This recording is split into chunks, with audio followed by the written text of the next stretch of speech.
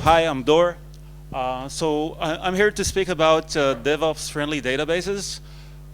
Practically, I'm not going to talk about any specific database, even the one that my company manufactures.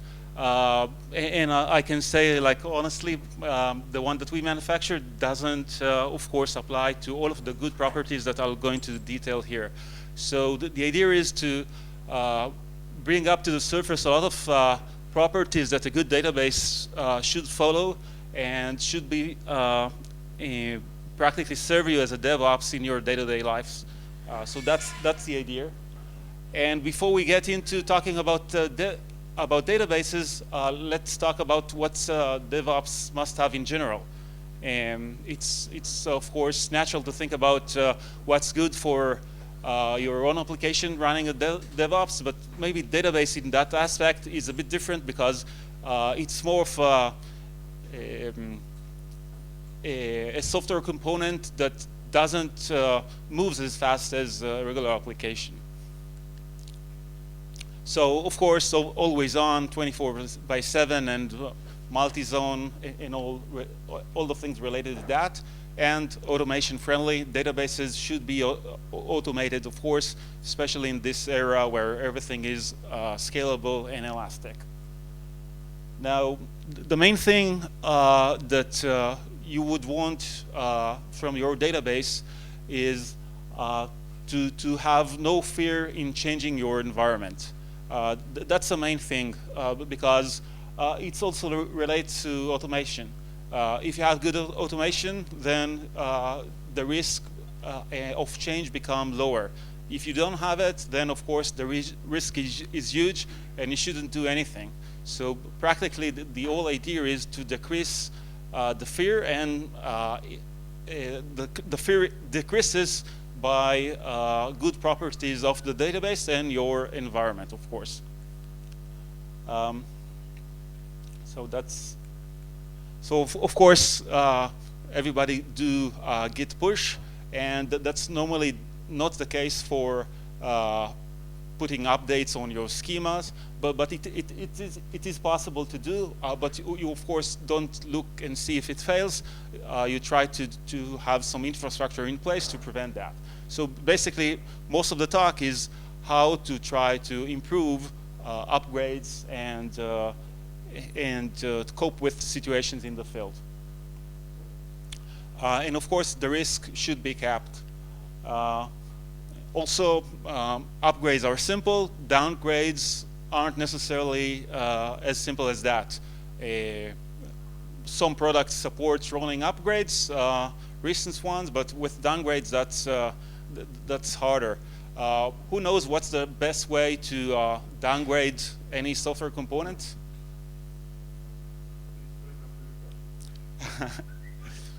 So it's a clue. It's related to Git, or it's the best. I would say it's the best practice that mostly this path is mostly never taken.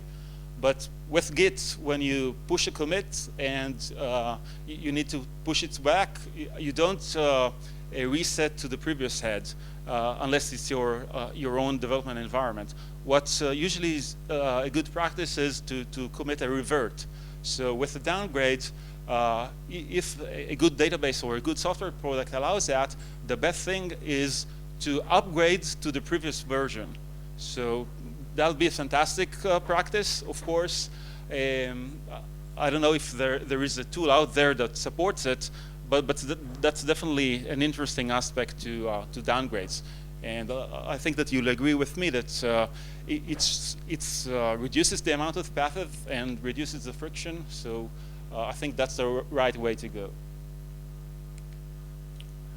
And one last and important thing is to prevent silos. Sometimes silos are a good thing, especially if you have lots of regulations or things like that. But normally, silos are a bad thing. It creates proliferation of services. It creates legacy islands. So it's a bad thing, and you should prevent that. Also, the same case goes with your database. I won't going to cover and I won't going to compare Cassandra to Mongo to MySQL, and so I'm going to skip over that. But do know that I work for a company called ScyllaDB, and you'll need to pronounce it right at the end of the session. And just to put things on here, because I'll be talking about performance. Our idea is a re-implementation of Cassandra from scratch that provides you all of the good properties of Cassandra with the speed of Redis, actually a bit faster. But that's for Scylla. So I'm going to mention 10 things which makes a database DevOps friendly. There are, of course, more than 10 things. So in the first one, I put just straightforward things, and I merge several things that are unrelated. So we'll quickly move into the more interesting stuff. So of course, security and multi-platform and audits and logs, etc., are super important. Nice thing to notice with regard to security is that encryption between the clients and between the nodes is straightforward. Of course, not everybody needs that within your own private LAN, but there are some that do need it.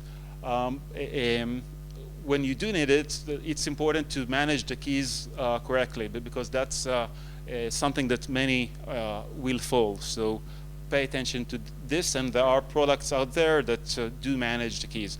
Normally, it's an add-on to your database. So let's move into more interesting stuff like backup and restore. So, of course, that's trivial. I think that's why S3 was invented, in order to do backup and restore. But is that really the case with modern databases? So I don't think so. What's the problem? The problem that modern databases are eventually consistent. So if you're eventually consistent on your day-to-day transactions, then certainly you'll be eventually consistent when you take a snapshot of your database. Even taking a snapshot of the database is super hard because it's distributed and contain dozens or hundreds of nodes, and that's also a nightmare to manage. So most products today out there just do some type of local node snapshot, and within that snapshot, you get to keep all of the data from all of the replicas, and of course the data is eventually inconsistent or temporal inconsistency within your snapshot, and you need to be aware of that. Just I jumped one thing too quick. All right. So is that totally wrong, or is that a bad thing to snapshot and to back up eventually consistent data? That's the right answer, actually. So it depends, because if that's what you'd like to do, and if your application or the database that restores from this eventually consistent data knows that and knows how to cope with that, and you won't modify the eventual consistent algorithm, then it can be totally fine, and that's fine. But if it's not the case, and you'd like to take the snapshot and move it into some offline analytics processing, and you really rely on the data, that's a problem. So make sure you know what you do when you take a distributed eventual consistent snapshot.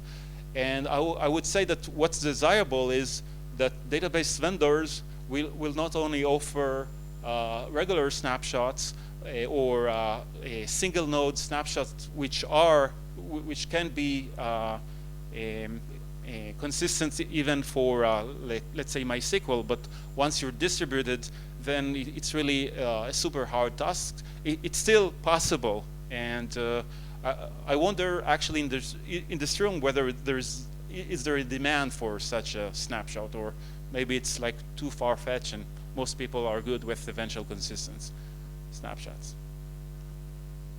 Or most people just hope that their backup one day will be usable, and that's the restore path. So mostly when you restore, you're just happy.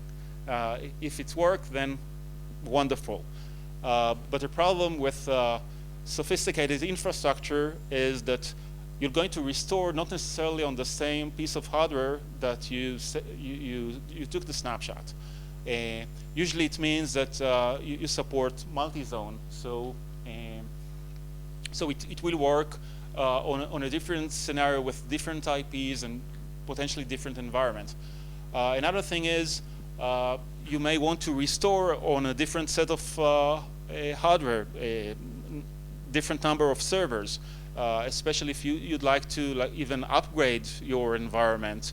And that's a challenge because if you took the snapshot and the snapshot was taken per server with all of the sharding in place, now you need to modify it on a boot time. That's really challenging. So good tools need to cope with that.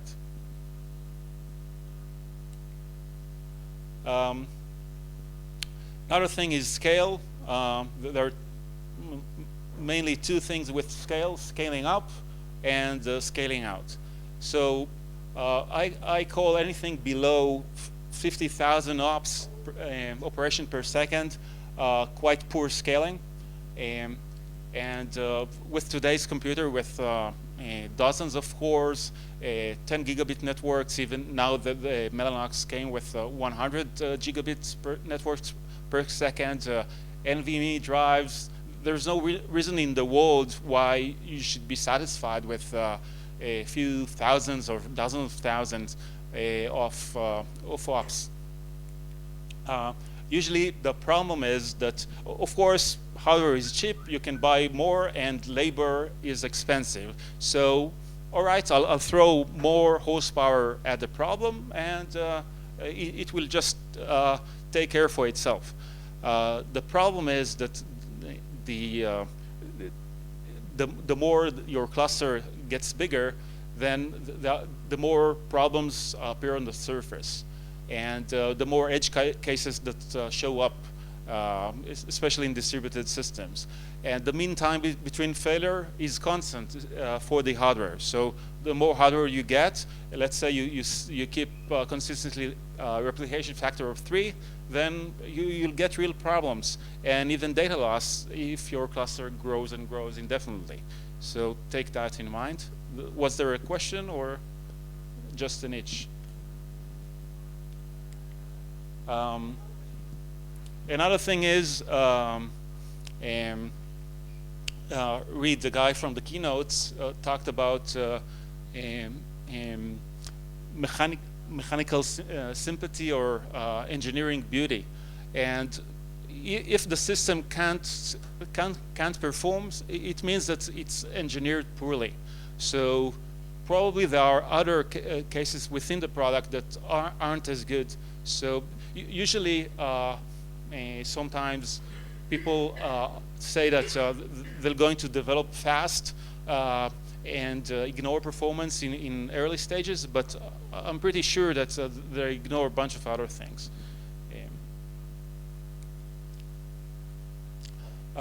One additional thing for database is if it's slow, then you plant a cache in front of it in the form of memcache and Redis. But that's another set of complexity, and now you need to make sure that these caches are coherent, and of course another set of cluster to manage. So good databases do not need a cache. Good databases employ a cache of themselves, and actually if you save the external cache, then you can apply all of the RAM from that setup. First, there's no labor in managing it. There's no labor in keeping the cache consistent. And of course, you can move the RAM from the cache into your database and get even better performance.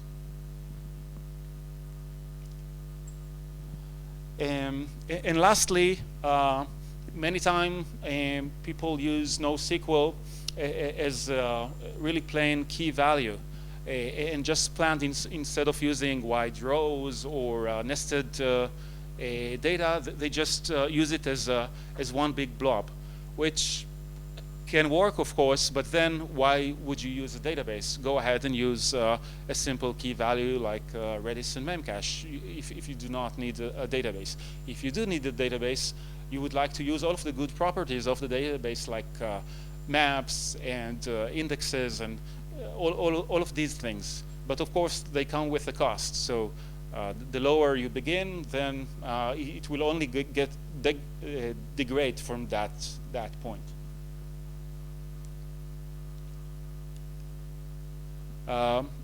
Second thing is scaling out, and no matter how strong your performance is, you need to scale out.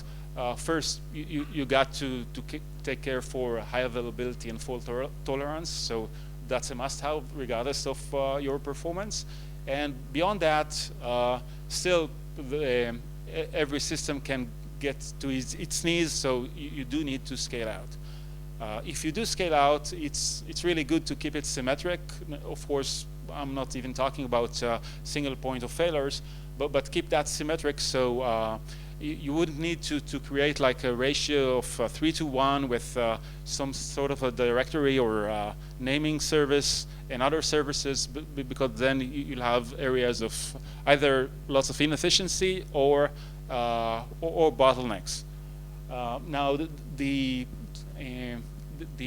book scale out is just a linear graph with some factor, but that's what normally you have in the books or in very nice benchmarks, but in real life you get this messy picture. So any guesses what we try to achieve with this fantastic graph? No, it's with garbage collector, it should get down eventually.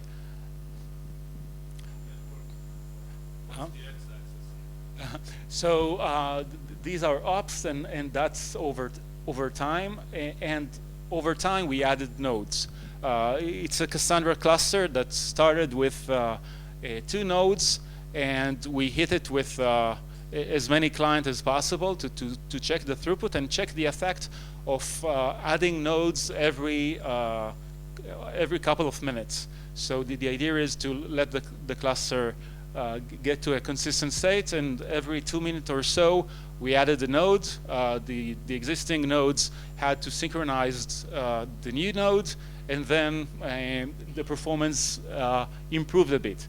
But in each point in the way, there was a huge drop when we added that node, and the existing node had to synchronize the new ones. So it's quite a horrible graph, and we were really surprised with this behavior. We tested it over and over again. We have a Git project with Ansible for testing these type of things. It's open source, by the way, and can test whatever you like, so you're welcome to use it. But eventually that's the pattern we got, and of course it's pretty bad. So if you do take a database for a test drive, test its scale-up abilities.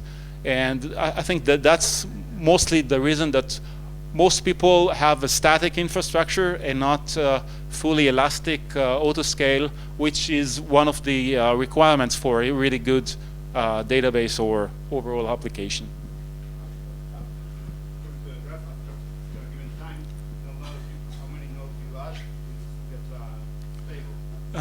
Eventually we stopped. So it is possible to add nodes, but the pattern was identified and it was enough for us. It wasn't too big, so I assume that the bigger the data set, then that's true. And with this tool of ours, then it's also possible to set the period of adding nodes and the data set as well. consistent tail latency. So of course, low latency is important, but tail latency is way more important than average latency.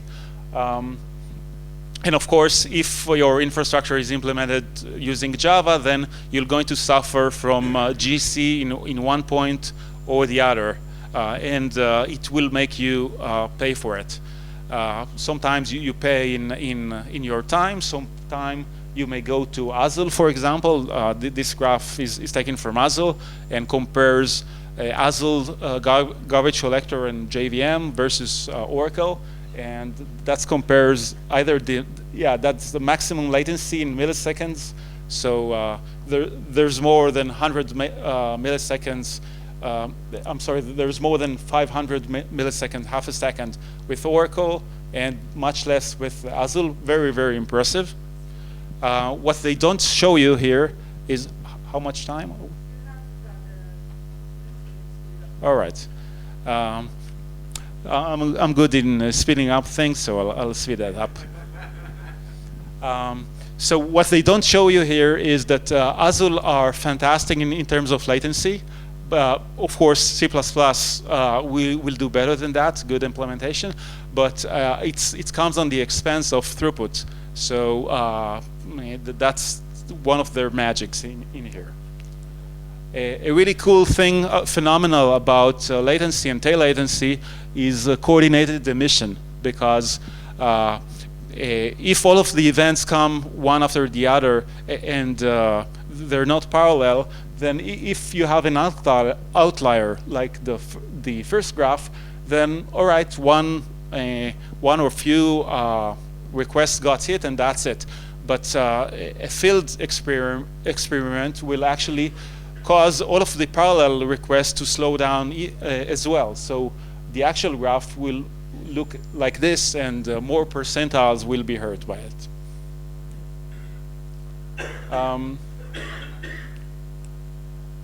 Okay. So automation. So databases or any good other product should take care for its own configuration, whether it's garbage collection or OS tunables, like the number of huge pages and the number of open files and any buffer sizes and all. The database, or if you develop an application, your application needs to take care of it. Don't throw it on the user, because it's horrible. The number of options just explodes, and eventually in Oracle, in Java 1 world, they opened their talk by saying, try to rerun your application without all of the GC flags that you added over the years. Normally, there are more conflicting flags in your very same command line. So tunables are pretty notorious, and vendors should take care to come with their best defaults, and that's it. Another thing is elasticity. So auto-scaling is important, as I showed before. It's pretty saddened to see that sometimes with a lot of products, for instance, Cassandra, and also the same database that we manufacture, suffer from the same thing, is you can't automatically join many nodes to an existing cluster. Like if you have a cluster of, let's say, 10 nodes and you want to grow it to 20, you cannot do it immediately at once, like boom, add another 10 nodes and let the database take care for itself. Who knows why? Or what's the excuse? There's no real excuse for it, but why vendors choose to throw this on you as a user? I'm sorry? Sequence? The sequence is less important. The main issue that it's consistency, because if you had a 10-node cluster and now you're going to have 20, there will be a moment in time that you lose the majority. And if the database is eventually consistent, you need to manage an internal majority and the consistency. But really it's an excuse. A good database should manage it and not necessarily promote all of the nodes at once, but instead of you making the automation for them, then that's the vendor who needs to do the automation for you. Another interesting stuff that we discovered on our database journey is that normally database vendors expect the user to run ongoing compaction or major compaction. It all needs to be automatically scheduled by the database itself and should come out of the box, not throw it on the user. Sometimes it gets thrown on the user because the database itself is bottlenecks and it cannot serve requests as, in parallel to do regular maintenance jobs, which may trigger excessive IOs. But it's just an excuse. Good database should do it all by itself. And of course, sharding, that's another good properties of a database. If you manage database by yourself, like MySQL, for instance, then you need to do your own sharding. But sharding is hard, especially resharding. There are solutions and there are virtual nodes for that, but that's quite a pain, and it should come out of the box from the database vendor. Extensibility, that's of course obvious. You want to import and export in the format you like, and the common ones, no need to that everyone will redo all of the things. That's the case for user-defined function scripts as well. Lastly, or mainly the most important thing about this bullet is building blocks. So database shouldn't be one-trick pony. Database needs to be an infrastructure. That's the base case when you choose a database. Try to choose one that will serve lots of usage within your expected patterns, and will be able to run things like time series and graph databases and plenty of other things on the very same infrastructure. If you get that's a success, no matter what database you picked. So who knows, call me maybe. Who knows a database that passes COS Test? Which is it?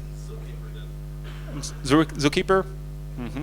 That's one. How many databases do you know overall?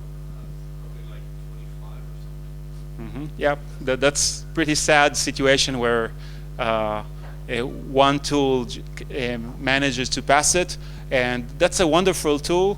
Whether if you're going to test a Zookeeper or some other infrastructure, I strongly urge you to go ahead and redo all of the tests and ask yourself the questions when you develop your own application, because probably it's clustered, it's distributed, so it's worthwhile to look into other people's solution or other people's tests, not necessarily solutions, because only one manages to pass it.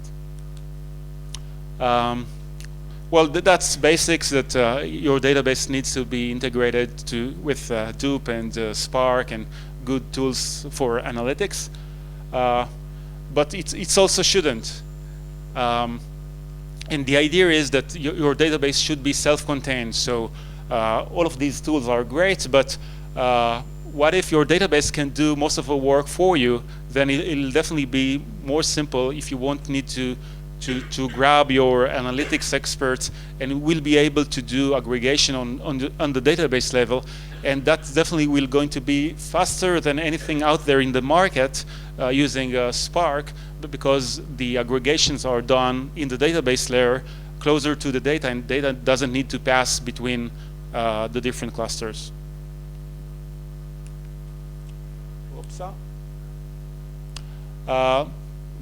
Another wishful feature that I have is a test and dev environment. So some do have, but what I'm aiming here is that your database, or the way you built your database, so it doesn't necessarily means that the database vendor needs to provide it, although I think it would be a great thing.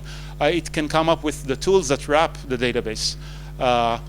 Think for instance that if you'd like to, if you could have an environment where you proxy and duplicate all of the requests that come to the database to a neighboring environment that will be friendly for test and dev, then using the same real-life patterns and the same real-life data, you'll be able to test your own application on the live data without damaging the real data. If you'll just clone either, sometimes you can do it in the client level and just have the client send duplicate writes to the database and to a new test and dev environment.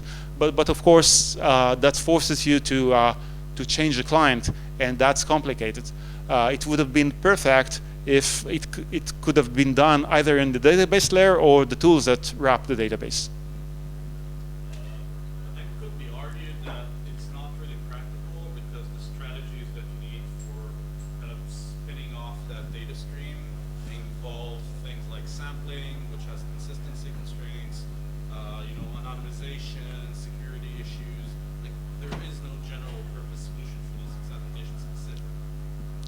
Well, it's not necessarily, you can authenticate in a different manner. You can make it more complex. The question is, how common is that? And like sampling, it is possible to do it like without sampling, just clone the entire traffic. And normally it shouldn't be a problem with the regular levels of resource utilization. But it's not necessarily out of the box, but it may fit one organization and not the other.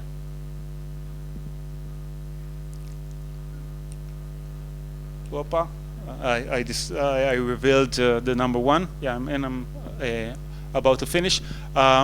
Number two, which really is a holy grail, is multi-tenancy in the database level.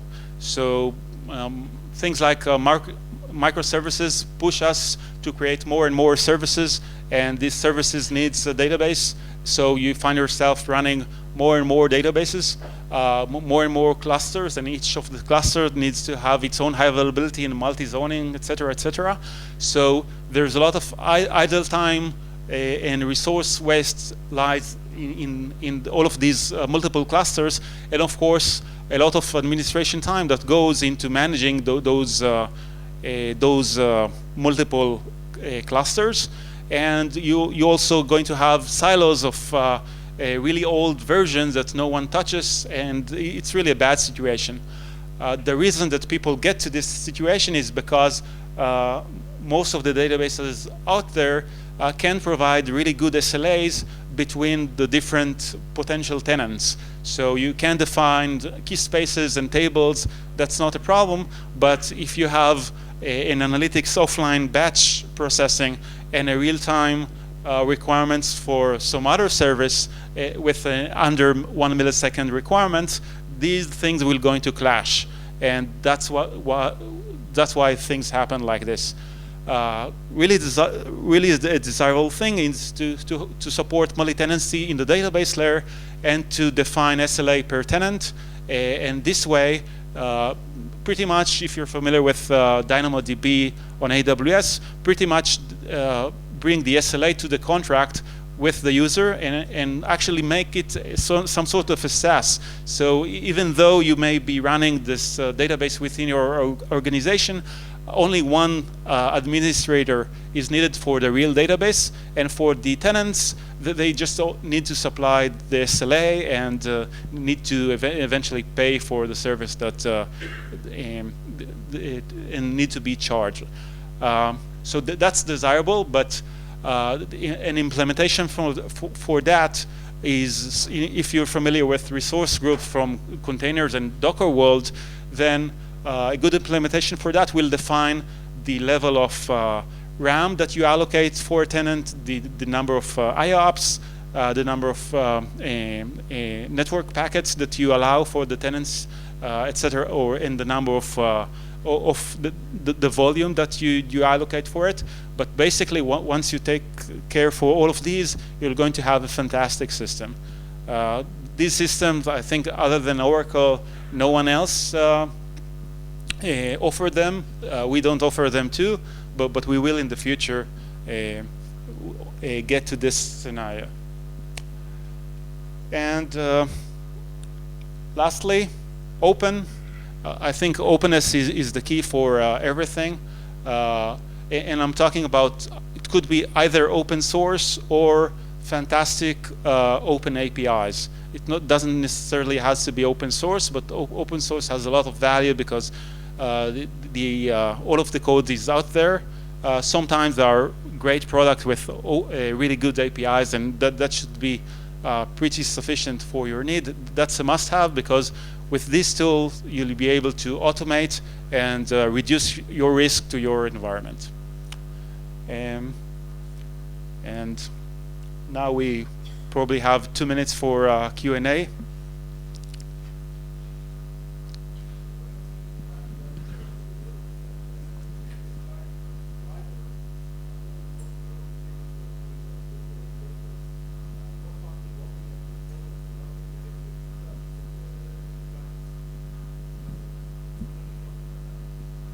So I definitely agree. Would you like to share like a wishful thinking, or provide an example for a client that does better job than others?